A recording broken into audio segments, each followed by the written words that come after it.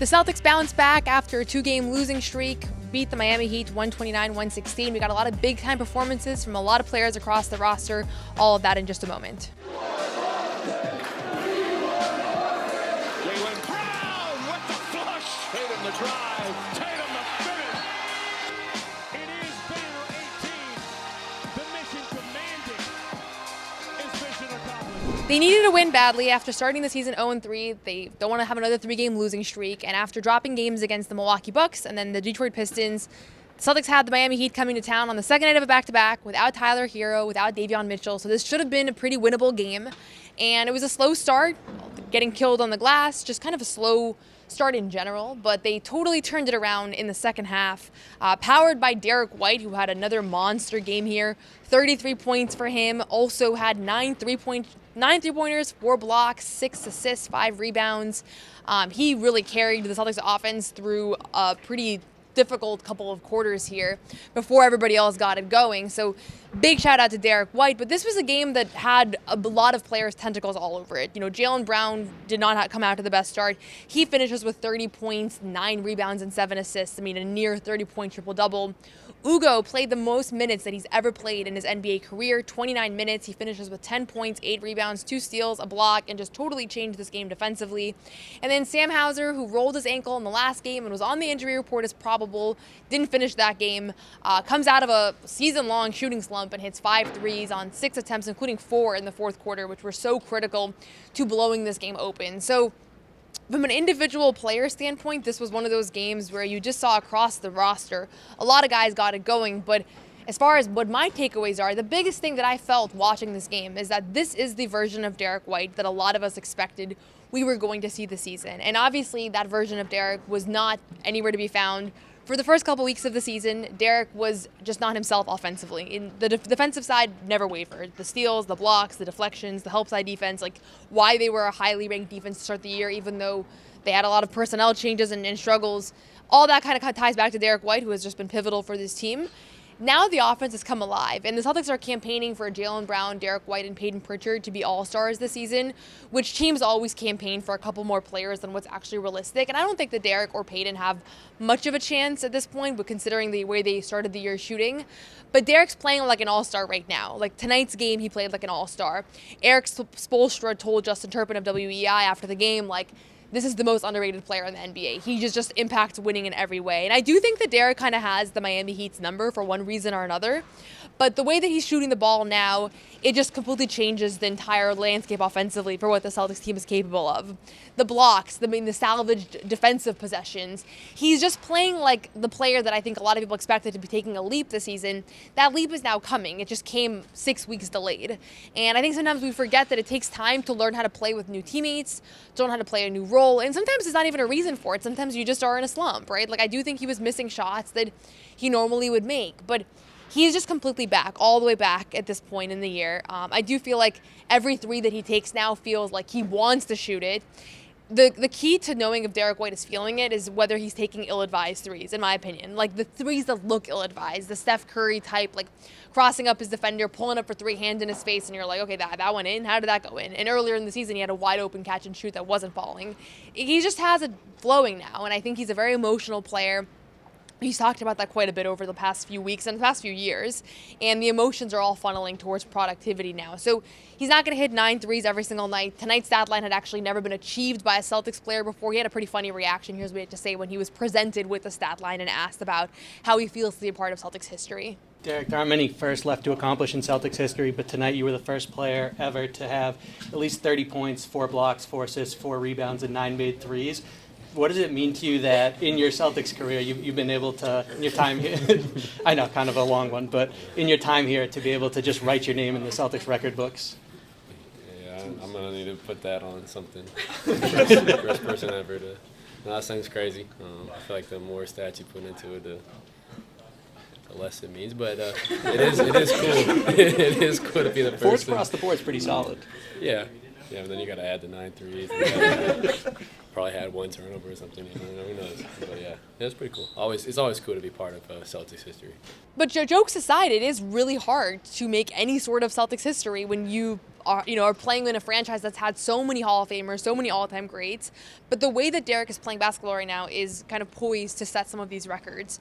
And it sets the tone for everybody else because Jaylen Brown, who I guess will be my next takeaway here, has been incredibly consistent. He scored in 9 of his last 10 games, he's eclipsed 30 points.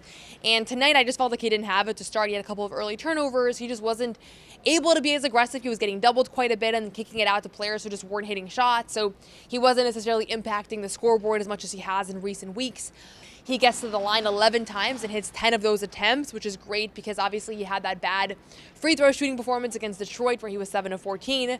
But to me, if a superstar player can finish with 30 points on 9 rebounds, 7 assists on a night where he's not completely on, that's how you know he's a real superstar player. You know, like the SGAs, the Jokic's of the world, even when they're not off, their stat line doesn't really suffer. If you watch the game, you can tell some nights Jaylen might have it more than other nights. I didn't think tonight was like his night by any means, but he manages to score 30 on 50% shooting, right? He manages to get to the line 11 times. He manages to rebound the ball and assist and play make. And so that's like when you've really made it as a basketball player, right? Like maybe a younger version of Jaylen on a bad night would finish with 18 points on low efficiency or 15 points or whatever else it might be. But he just stuck with it. And then in the fourth quarter, he kind of helps blow the game open. And this has just been an incredible season for Jaylen Brown. I think he came that Tim Bontemps of ESPN has a straw poll with media members that are eligible MVP voters, and Jaylen came in 9th in that straw poll, right? So he's right in the mix among the league's best players right now. You know, NBA.com has an MVP ladder. He's been on that. He won Eastern Conference Player of the Week about a week ago. So he's just in the mix, right? And what it takes to be that caliber player is that you don't really take nights off. Right? Joe Mazzulla has talked about it a lot, but the difference between the players that sometimes are good and then we write an article about like, oh, look how good this guy played versus the players that are really like stars is that consistency, right? Can you do it every single night? I think it's a big reason why Keita has been such a positive surprise this season, or not even surprise, but just such a positive takeaway is that he's been solid every night. You know, he's not always putting up huge numbers. Tonight he plays 25 minutes. He does a little bit of everything, but I thought that he held his own. But he's just doing it every single night, right? You can't do it every other night, right? That's the difference between a really good player and not. And Jaylen has been the epitome of consistency for the Celtics team. I can't remember the last time he had an actual bad game. The last time he didn't score 30 was against the Cleveland Cavaliers, and he had a 19-point triple-double in that game, right? And Peyton Pritchard goes for 42. So when is the last time Jaylen Brown has had a bad game? He was hard on himself after the Detroit loss, but I didn't think he had a bad game. I thought that he had some maybe bad plays down the stretch, and it wasn't his best, but overall, he had another big game, right? So it's just that consistency, that level of consistency has just been so impressive for me to watch. And, you know, we've seen Jason Tatum reach that level as well, but it's very few guys that can do it night in and night out. And against the Miami Heat team that can defend him well, that is physical, Eric Spoelstra has game planned against Jaylen many a time. Like, everybody knows that. Playoff battles, regular season battles, a whole rivalry here. He still found ways to impact winning, despite the fact that I didn't feel like it was really his night from the jump. So you have Jaylen Brown and Derrick White both having 30-plus point nights, which is kind of the vision for this team long term. If they're not going to have Tatum at some point this season, like, you want both of those guys to be good for 30 on any given night. And tonight, obviously, they were. They've had a couple of those moments in recent weeks, more so than they did earlier on this season. This episode is brought to you by Prize Picks. It is the holiday season, the best time of the year for sports, bowl games, basketball matchups, playoff pushes. It is all happening at once. And while you and I are here making decisions every day, what gifts to buy, what to eat, which game to watch, there's one place where it feels good to be right: Prize Picks. Prize Picks is available in California. It's available in Massachusetts. I downloaded the app. I've been playing ever since, and it's particularly fun to pick basketball players. Obviously, there have been a ton of players that are having career years between the Celtics, Jaylen Brown. Somebody who's really stood out to me is Austin Reeves. Josh Giddey in Chicago also having a monster season. Prize Picks now has early payouts. If your lineup gets off to a hot start, you may now have the option to cash out those winnings before the game even finishes. On Prize Picks, how you play is up to you. If you want flexibility, choose Flex Play, where you can get paid even if one of your picks misses. And if you want the biggest payouts, go for the power play. No matter your play, Prize Picks is a great way to put your takes to the test. Download the Prize Picks app today and use code CLNS to get $50 in lineups. After you play your first $5 lineup, that's code CLNS to get $50 in lineups after you play your first $5 lineup. Prize Picks, it's good to be right. The other guy I want to give a shout out to, which I did start off by mentioning, is Sam Hauser, who just has not had a fun year, it looks like. Like, as far as his shooting goes, this is a guy that's used to shooting 40+% from three always, and he went through a pretty cold shooting slump. He's also now having to play a kind of defense that suits him maybe a little bit less good than it suits Jordan Walsh and Hugo Gonzalez and Josh Minot, who are more aggressive, athletic, long players. You know, Sam Hauser was really good at guarding his yard last year and not defending without fouling is a massive strength of his, but now he's being asked to pressure the ball full court, something that he hasn't done in his NBA career. And he's not shooting the ball at the clip that he's used to. So I have felt for Sam at times this season where you're watching him play and it just feels like, okay, like this is just not coming as easily as it was last year, playing alongside all these all-stars, all these Hall of Famers, and getting open threes. And he's stuck with it, and Joe has continued to play him. He's playing the same amount of minutes that he was last year, so it's not like there's been a downtick in opportunity. And maybe he's not getting as many clean looks. It's sometimes felt that way, but even when the shots aren't falling, he has to keep shooting because he just does have that gravity on the floor, and I think that's something that sometimes it gets underrated. I mean, I've tweeted out how well Josh Minot and Hugo Gonzalez and Jordan Walsh have been shooting this season. All of those guys have been in the 44+% range from three. And so for me, that's really stood out. That's been really impressive. And you look at the fact that they've been able to shoot well. They're getting wide open shots because teams are, for the most part, not super worried about Hugo lighting them up from three. Sam's not getting those kinds of shots. Even if he's shooting 35% from three on the season, he is going to command that attention because he's an established, proven shooter in the NBA. And in this game, right off the bat, fourth quarter, hits 2 threes, ends up finishing the fourth quarter with 4 threes. That was one of the difference makers between this being a game that came down to the wire and not. My favorite play of the game was when Hugo stole the ball, found Nimi found Sam Hauser, who hits a three, and there was just so much joy from the Celtics bench. Everybody knows that Sam's been struggling. Everybody wants to see him break out of it. His name, I wouldn't say his name has been swirling in trade rumors because they really haven't been rumors, but I think he's one of the guys that has been speculated to maybe be a potential trade chip when they're looking to shed salary, if they are looking to shed salary. So I'm sure that doesn't make it any easier, but it was really good to see him come back from an injury and have this really good performance where he's playmaking, he's rebounding the ball, and then he finishes with 15 points, shoots lights out, and just does what he can do, and finishes out that fourth quarter. I think he played for 17 consecutive minutes, along with Anthony Simons and Hugo Gonzalez. And so I'll mention those guys. Anthony Simons, I think, is underratedly playing much better than he was earlier in the season. He is finding a groove defensively that is, I've been watching his defense for the most part because that's what's been the big knock on him. I think he's found ways to improve on that end. And I saw somebody say this, I think it was a commenter on the Garden Report, but somebody said watching Anthony Simons play kind of reminds them of watching Jason Tatum on the U.S. Olympics team. I don't think it's a perfect comparison, but there is something to be said about the fact that his play has been under a microscope, and he's a high-volume scorer who just hasn't taken the same amount of shots in the same amount of minutes that he has in years past. And so I've actually been impressed with how resilient he's been through that. It can be, I would imagine that it would be pretty discouraging to now have your opportunity slashed, your shot attempt slashed. Sometimes you get pulled and you play 5 minutes and a half when you've been the franchise player for the last few years, right? And so it's been impressive to me that he's stuck with it. Tonight was one of those nights where he hit timely shots, had some big rebounds, just big plays, and he earned his minutes and he played out that game. And so whether he's going to be a piece here long term, whether he's going to be traded at the deadline, I don't know.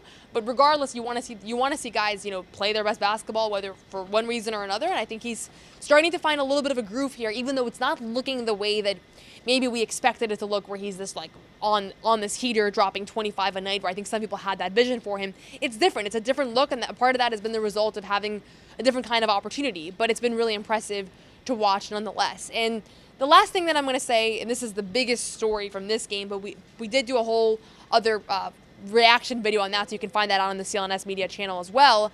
But Hugo Gonzalez plays a career high in minutes, 29 minutes. We spoke to him post-game. He has just found a way to claw his way back onto the court, even though Jordan Walsh has kind of run away with the starting spot and the defensive guy, right? There's not going to be 3 guys on the court at once that are all defensive specialists that are going to guard the best player on the opposing team, right? There's going to be one guy like that on the floor, sometimes 2, but for the most part, it's one role on this basketball team. And Jordan right now has the upper hand. He's been really consistent. He's been defending all kinds of players. I actually thought Jordan did a good job at this game too. But Hugo comes in and he just changes the pace of this game, and he just plays at this frenetic pace. He's so fun to watch. I mean, Derrick White talked about it post-game, but when he plays like that, everybody else has to kind of play like that as well. And so that's been really impressive to kind of watch the way that he kind of ups everybody else's energy and everybody else's tempo. And so you look at that, then you look at the fact that he scored 10 points on efficiency. He was 4 of 7 from the field, hits a 3. He's been shooting lights out all season, which is, again, these are not super contested threes. He's not really creating his own shot, but he's hitting the open ones, which is a good sign for being 19 years old. And he just plays with this defensive instinct that Joe said this a bunch of times this year, but it can't be taught. It's a skill that he has.